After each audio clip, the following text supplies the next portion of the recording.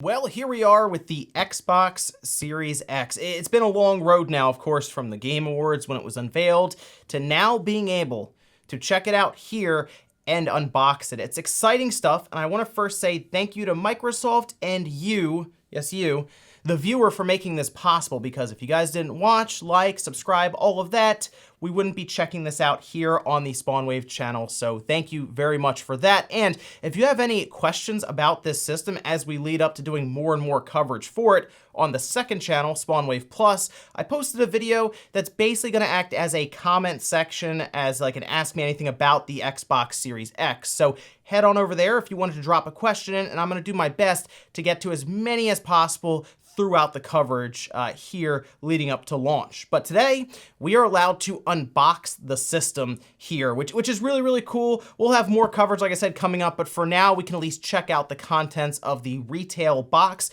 This, of course, is the box you will see when you walk in. It's not a prototype system, nothing like that. This should be the finished product here. So guys, if you enjoyed this unboxing, make sure that like button down below helps out a ton. And if you're new here, hit that red subscribe button down below, working towards 500,000 subscribers by the end of this year. Also, if you were curious about an Xbox Series S unboxing to check out, MVG will be doing one around the time that this video goes live as well, so make sure you go over there and check that out. I'll leave a link down in the description for you. So starting off with the front, of course, has that nice green accent at the top there, the Xbox Series X, nice close up there with the SSD 1 terabyte model. On the back, we have a nice big mural of Master Chief, Power Your Dreams, which is their slogan. Unfortunately, of course, Halo Infinite, well, there's always next year, right? Hey, you know what? Master Chief Collection patch. There we go.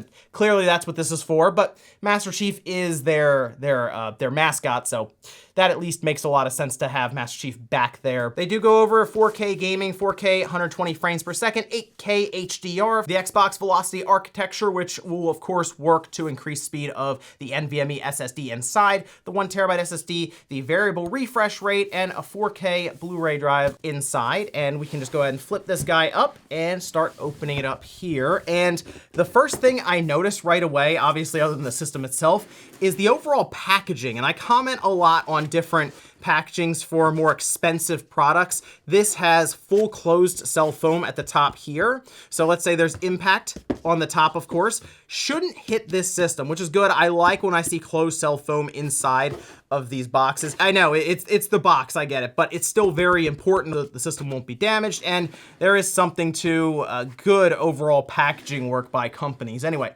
the system itself is the first thing you see here, Power Your Dreams, with the nice little slip cover there, and kind of the styrofoam cover here for the system, which we'll just go ahead and just take the system out itself, also encased in closed cell foam. So good news there. Microsoft made sure the system was very, very protected. We'll put that system to the side first and just kind of take a quick look inside of here with looks like a getting started guide that goes over all of the different inputs, where everything plugs in. We have a top compartment here that looks like it has our cables and our new controller. Remember, the controller that they have here is different than the one you have currently. We're gonna check that out as well in a second here.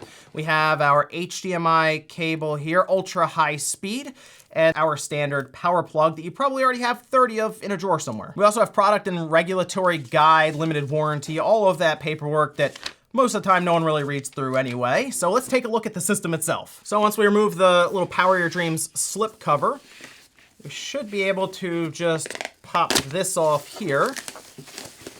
And this would be the back of the system. We flip it over. And there we have it. That is the front of our Xbox Series X. It's kind of hard to tell, but inside, I can already see it. Inside of these holes, if you kind of hold it at an angle, there is green accents kind of around the inside. So if you look at it at an angle, it does have some of that Xbox theme to it, where it has that Xbox green kind of buried in there. So first impressions of the system itself. It is quite heavy. It does have some weight to it, but it appears to be very bottom heavy, which is good if you want to stand it up, obviously, because you don't want it to get knocked over. The top, of course, is a larger fan, so there's going to be more, I guess, just emptiness at the top, and everything is kind of just piled in right here. And you can feel that when you try to tilt it at the top a bit. Doesn't want to get knocked over very easily. That's good news. Has rubber feet on the side here, so if you want to put it on its side, it would sit just like that, and it doesn't move very easily at all because of those rubber feet. This does not remove. That would be the stand on the bottom, but it is rubberized all the way around, once again, kind of giving it a bit of a sticking point at the bottom there. The overall look of it, very minimal. There's not like anything crazy going on. So we have, of course, our eject button on the front here, the disk drive, sync button,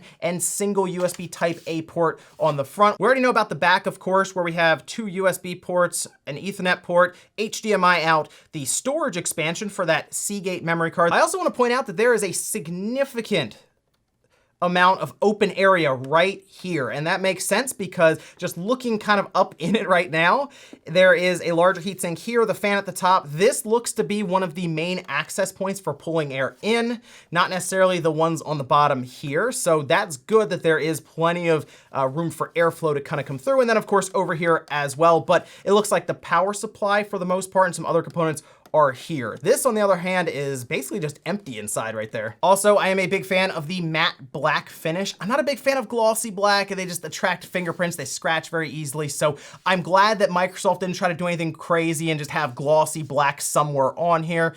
For the most part, fingerprints wipe right off, and it doesn't look like it's gonna scratch super easily, or at least be that visible. Now let's take a look at the newer controller that comes with the system. This is the controller they're gonna be going forward with. Of course, your current Xbox One controller, like this is my Project Scorpio controller, will still work with the Xbox Series X and the Series S. However, this appears to be the new style controller they're gonna be going forward with into this next generation. And we can see it right here. It does have obvious differences compared to something like the current Xbox One controller. That D-pad is the most striking. You see that right away, but also the overall curvature of it, especially at the top around where that Xbox button is, the guide button.